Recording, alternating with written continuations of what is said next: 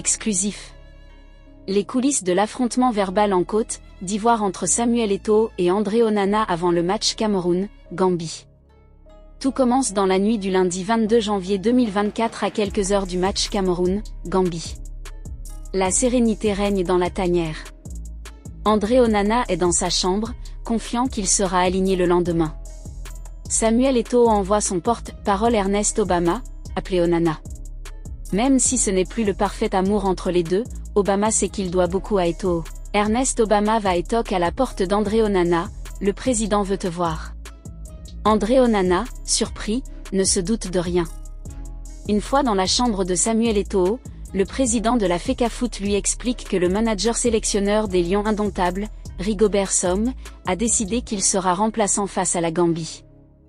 Or Onana a échangé avec Rigobert Song quelques heures avant et jamais ce problème ne s'est posé. Il est consterné.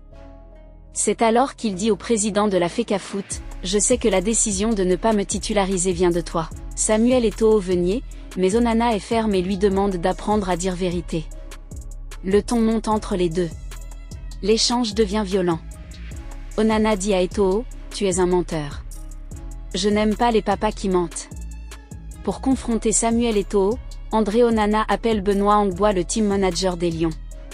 Car lors de la mise à l'écart d'André Onana au Qatar, le gardien de Manchester avait suivi du haut-parleur du téléphone de Benoît Angbois, Samuel Eto'o dire qu'il assumait l'entière responsabilité de son exclusion de la tanière. Donc depuis le Qatar, Onana savait que c'est Eto'o qui avait décidé de le mettre au banc. Le président de la FECAFOOT ne se laisse pas faire et lance « Je suis Samuel Eto'o ». André Onana contre-attaque en lui rappelant que s'il est encore dans les Lions indomptables c'est suite à l'intervention de la présidence de la République, et notamment du directeur du cabinet civil, Samuel Mvondo Ayolo, missionné par Paul Biya en personne. La violence des échanges attire l'attention des autres joueurs et membres du staff. La tension est vive.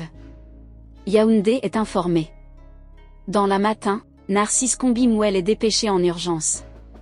Car Onana veut quitter l'équipe assurant qu'il ne peut plus continuer dans une telle ambiance. Au ministre de lui demander sur hautes instructions de rester et que les choses s'arrangeront après le match Cameroun-Gambie.